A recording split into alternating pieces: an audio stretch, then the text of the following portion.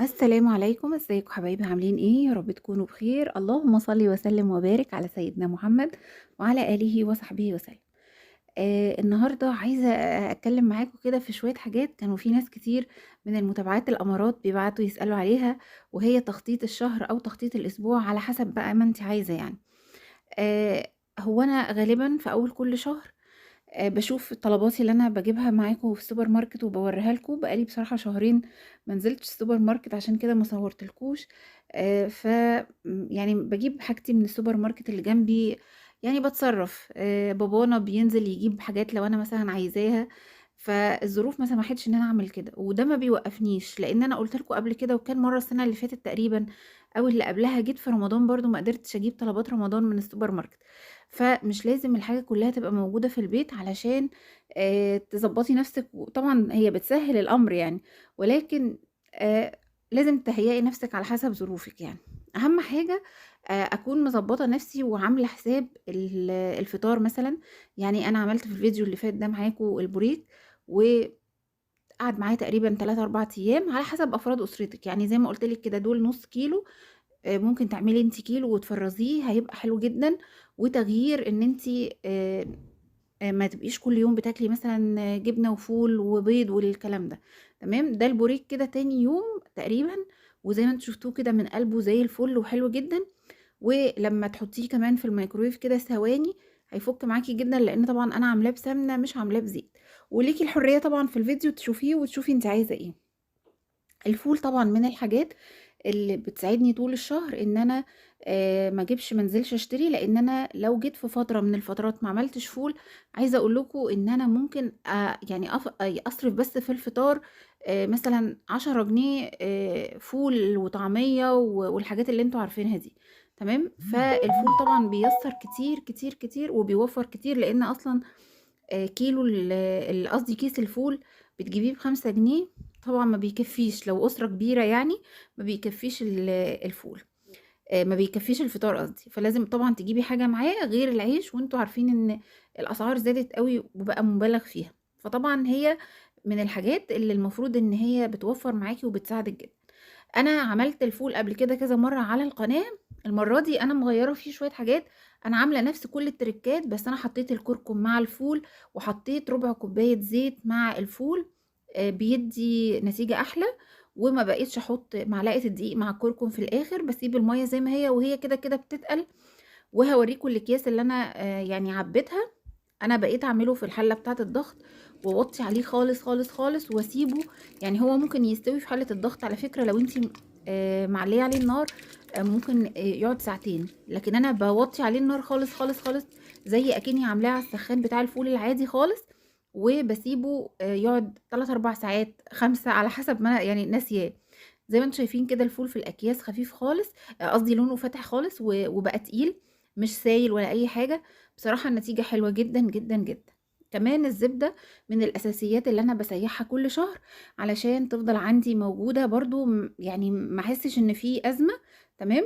باعمل الزبدة كده دول 2 كيلو باحط عليهم شوية مَيّة عشان لو الزبدة فيها غليان أو حاجة بتفور، المَيّة هي اللي بتتبخّر، لكن الزبدة لأ ما بتتبخّرش. دي أنا كنت واخداها من حد يعني قريبنا كده، فباعملها كده على طول.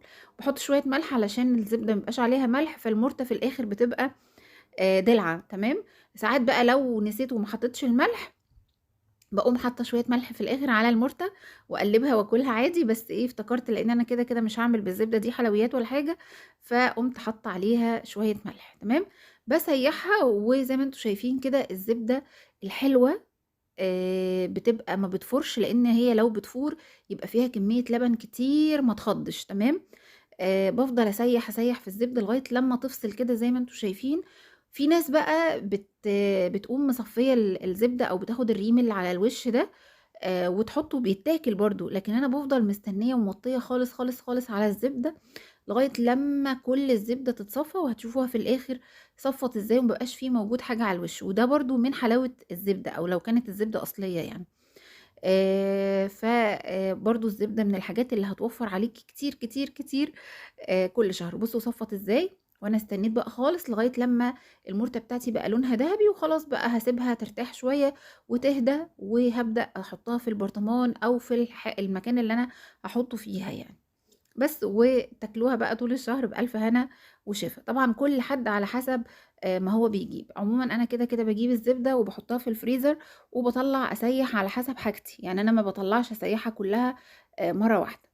تعالوا هنا بقى كمان من ضمن الحاجات اللي بتوفّر عليكِ جدًا إن أنتِ لمّا بتجيبي خضار، يعني ما تجيبيش بقى الخضار على قد الأكلة. يعني أنا جايبة هنا بسلة وجزر وكوسة، بصراحة ما حطيتش بطاطس، وجِبت بقى ما كنتش طبعًا يعني دول كده على بعضهم لو جِبت من كل نوع نُص كيلو، نُص كيلو، طبعًا هيبقى كتير أوي علينا، فقُمت مقطّعاهم كلّهم وملخبطاهم وغاسلاهم كده على بعض، وخدت جزء هاعمل بيه الطاجن ده، والجزء التاني حطيته في الفريزر زي ما هو كده، وعملته بعد كده في يوم تاني شوربة خضار، تمام؟ فممكن برضه أنتِ لو هتجيبي الخضار حتى لو كان طازة من السوق، ممكن تفرّزيه، إيه المانع يعني؟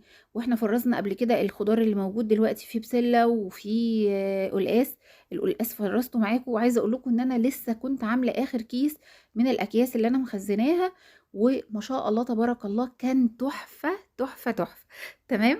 فدي برضه من الحاجات اللي هتوفّر معاكِ. الصلصة تعمليها برضه أول كل شهر. تعالوا بقى بينا هنا كده عشان نشوف إحنا عملنا إيه في الطاجن القمر ده.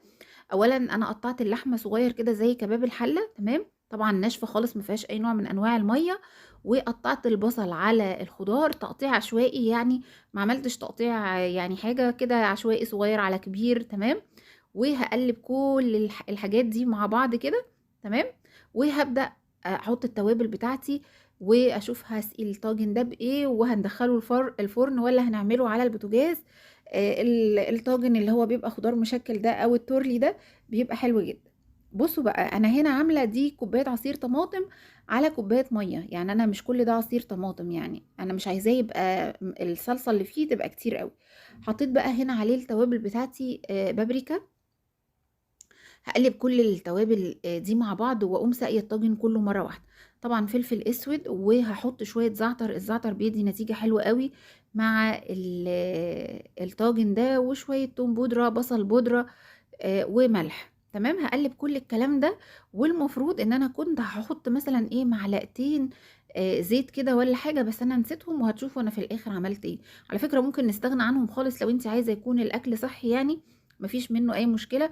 وحطيت تقريبًا بهارات لحمة كمان، تقريبًا، يعني أنتِ ممكن تحطيها أو ممكن لأ. حطّي التوابل اللي أنتِ حاباها واللي هتستريّحي فيها. بس حطيت بقى كل التوابل دي وهاقلّبهم كويس، وحطيت فصّين 3 توم كمان بيدّي ريحة ونكهة حلوة أوي مع الطاجن، تمام، وهانزّله مع كل الصوص ده عشان أنزّله مرّة واحدة ويكون مختلط بالتوابل بتاعتي كلّها مرّة واحدة. وده اللي أنا باعمله في كل أسبوع، باحاول إن أنا أجيب كل الخضار مرّة واحدة اللي أنا هاستهلكه في الأسبوع. أنا كده بصراحة مش باطبخ خضار كتير أوي، وعندي أصلًا أنا خضار مفرّزاه، مفرّزة بامية ومفرّزة كُنت قلقاس. أنا خلّوا بالكم حاولوا بقى كل الحاجات اللي موجودة عندكم خلاص يعني الموسم بتاعها خلص، زي القلقاس كده أنا خلاص باقول لكم جِبت آخر حاجة في القلقاس وعملتها الأسبوع اللي فات، تمام. علشان كمان ألحق أفضّي بقى الفريزر للتفريزات اللي أنا هاعملها إن شاء الله من الخضار اللي نازل جديد. وكمان خلّي بالِك إن كُلّها كام شهر ورمضان داخل علينا، كل سنة وأنتم طيبين، فبرضه عايزين نفرّز شوية خضار حلوين كده ل رمضان، ونستعد كمان لرمضان. دي من الحاجات اللي أنا باقول لكم عليها، وكل فيديو ما باقول لكم مش باستنى لرمضان، أنا كل فيديو باقول لكم أنا باعمل إيه في التوفير، اللحمة باقطّعها إزاي، لو فضلت معلقة لحمة مفرومة باقول لكم باشيلها، مش باحطها بقى واقول خلاص هاحط اللحمة المفرومة دي معلقة وخلاص، لأ، معلقة على معلقة يا بنات بتفرق والله، وممكن تعمل لِك أكلة أنتِ ما كنتيش عاملة حسابها أبدًا، وبتوفّر معاكِ، تمام. هاغطّي بقى الطاجن ده بورق زبدة كده. أنتِ طبعًا ممكن تعملي الطاجن ده على النار، تسلقي بقى اللحمة لوحدها وتحطيها في الآخر كده وتاخديها وِش تحت النار، لكن أنا حطيتها كلها في الفرن، ولمّا تكون اللحمة قطع صغيرة بتستوي على طول جدًا، ما بتاخدش وقت، وهتشوفوا برضه شكل الطاجن في الآخر شكله إيه. وخلاص شرب الصوص بتاعه كله. حطيت على الوش كده كام معلقة سمنة بلدي من اللي أنا بقى مسيحاهم، قُلت علشان إيه، يعني تدّي نكهة حلوة كده. طبعًا زي ما باقول لِك ممكن تستغني خالص، خالص عن النكهة المادة الدهنية خالص، مش هتفرق معاكِ، بس أنا قُلت يعني إيه، تبقى حاجة كده حلوة إيه، والطاجن برضه يبقى دسم شوية، تمام. كمان اللحمة استوت، وطبعًا الخضار استوى جدًا، وطعمه حلو وخفيف جدًا من غير ما يكون عليه صلصة كتير ولا أي حاجة. خلاص، المرة الجاية برضه إن شاء الله في الفيديو اللي جاي يعني، هاقول لكم على شوية حاجات أنا عملتها تنفع للفطار، لإن الولاد مش كل مرة زي ما باقول لكم كده بيحبوا يفطروا فول وبيض وجبنة والكلام ده، أنتم عارفين إن هُم بيحبوا يفطروا حاجات خفيفة، عشان كده عملت البوريك، والمرة الجاية إن شاء الله برضه هاشوف هاعمل إيه كده، وهاقول لكم هاعمل إيه، ويكون برضه فيديو نتكلم فيه ونشوف إحنا ممكن نوفّر إزاي، ونعمل حاجات تساعدنا كتير على إن إحنا ما نقفش كتير في المطبخ، تمام. يا رب النهارده الفيديو يكون عجبكم، وأشوفكم المرة الجاية إن شاء الله مع فيديو جديد.